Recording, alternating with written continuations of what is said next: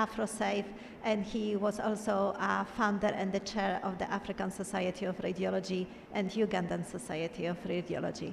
Thank you for joining us. Thank you, Joanna, for that introduction. Good afternoon, all of you. We are looking at Africa's preparedness for ISRQSA call for action. In February 2022, the ISRQSA, which is the organization ISR concerned with radiation safety, or you could say the committee came up with a 10 points call for action. And now in Africa, we're asking ourselves, how can we make this work in Africa? And so this short talk is going to be about that. So this ISRQSA serves as a set of internationally accepted recommendations for improving radiation safety globally. In Africa, we have 54 countries, and we sent out a survey to 30 countries to see how do they stand with regard to this call for action, and also how can we work together, AFROSAFE supporting each country to see that they fulfill this call for action. 10 countries responded: Uganda, Kenya, Tanzania, South Sudan, Eritrea, Somalia, Ghana, Nigeria, Malawi, and Algeria. And you can see they are spread in North Africa, East Africa, South Africa, and also West Africa. We had responses from different areas. So the first action, call for action, is improving safe and effective use of radiation across all age groups.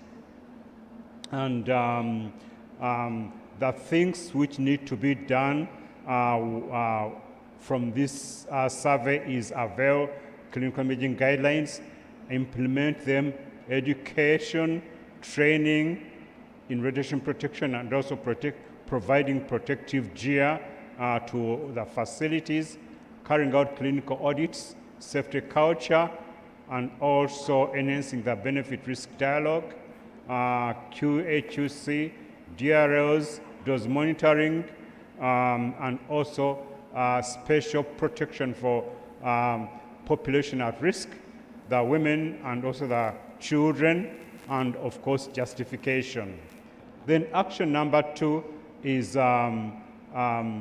promoting imaging indicators of radiation protection. One of them that keep being the clinical audit. The clinical audit is one of the major indicators of good radiation protection practice. The survey showed only 10 countries had auditing for appropriateness. One country had auditing for patient doses, and one country had tools for auditing. And so here the suggestions were to promote audit.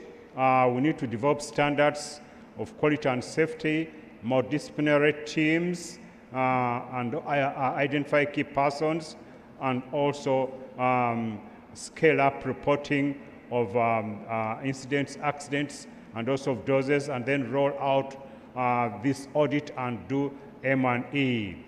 Then the next action was STARS, imaging star networks, like the EuroSafe star.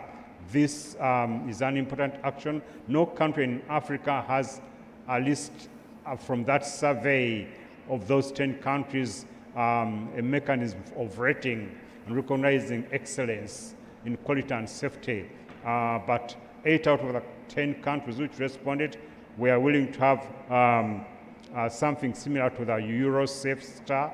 And this could be launched through creating awareness, building networks, identifying key persons, setting up criteria for excellence. We could adopt the EuroSafe star criteria, orient the clinical and imaging staff, identify and pilot, identify facilities where this star project could be piloted, roll it out, and then also evaluate. Then there's also the action on engagement of national authorities. Here we discovered that 5 out of the 10 countries had good engagement. In other words, they scored more than 5 and above out of 10 with regard to engagement with national authorities.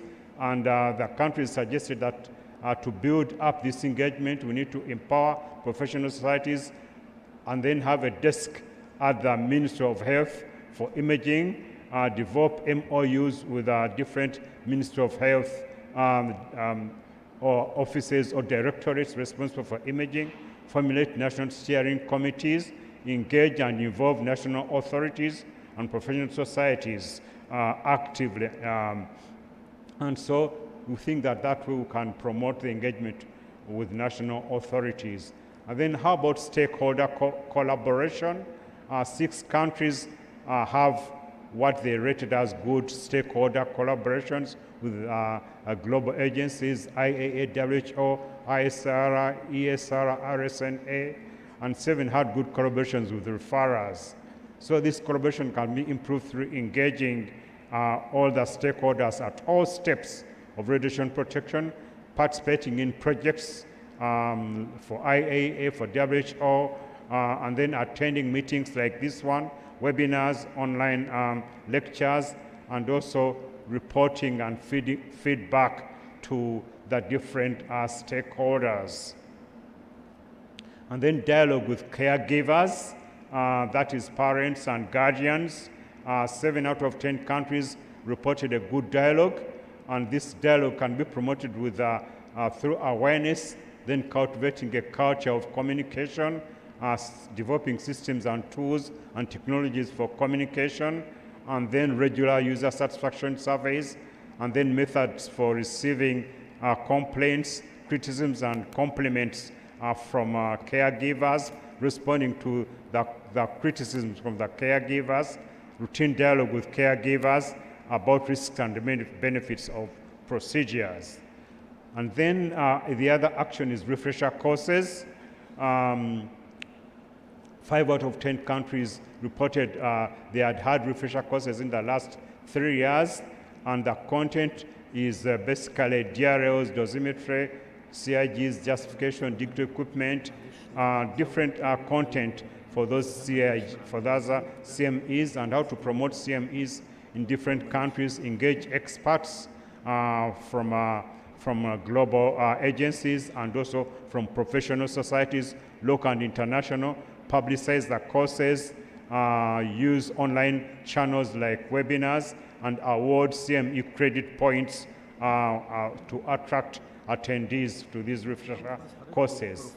Clinical imaging guidelines, 3 out of 10 countries had used either piloted or had used a form of guidelines, mostly French guidelines, Royal College and ESR, and how to promote use of guidelines is through awareness, including guidelines in the curriculum for undergraduate and postgraduate, incorporate them into workflow through computerized decision support, then use professional societies for advocacy, and then have regulators make it a requirement that every facility at least displays some form of guidelines. Formulation DRLs, Africa has made progress with this. 6 out of 10 countries had some facilitated DRLs, which is really good, I think, and then 6 countries had strategies for creating facility and national DRLs. So Africa has made progress with that, but we can build this up more through engagement with the Ministry of Health, with our stakeholders, also budgeting for the DRLs process, training and sensitization of stakeholders, and then finalize a methodology to use for DRLs, identify equipment tools and tools for data collection, and use students. Students have been known to produce results with regard to facilitated DRLs and translate these results into facilitated DRLs, analyze the data collected, formulate facilitated DRLs, then disseminate them, and then ensure that they are a regulatory requirement, and then benchmark with similar settings countries which have used DRLs and see how Africa is faring. Dose management models, this is still a long way to go. Few countries had good dose. Actually, no country had a good dose monitoring, dose management model, but it's important that we have medical physicists as leads to promote this, and then we need support from global agencies. We need QC equipment, and then after that, data can be created. I mean, Excel sheets can be used as a tool, a manual tool, and data manually entered, and then later we shall design an automated method of entering the doses. And then what is the role of AFROSAFE in all these actions?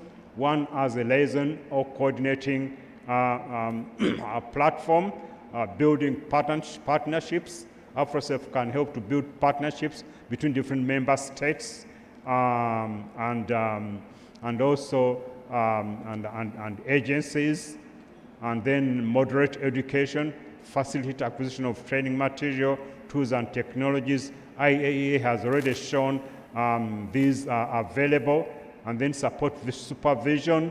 AFROSAFE can do the support supervision, organize trainings, either physical or electronic train workshops, advocacy, facilitate creation of centers of excellence, and also facilitate access to CIGs. These are seen as the roles for AFROSAFE for each of these different African countries. So in summary, African countries supported by AFROSAFE in partnership with local and global stakeholders are prepared to undertake ISRQSA call for action, and we expect to see results. Thank you. Thank you, Dr. Michael. And in view of the time, we'll be having a slight shift to the schedule. I'll be introducing next Professor Hani Hafiz Lutfi, who is a professor of radiology and who will speak to us about the inappropriate referrals in clinical imaging.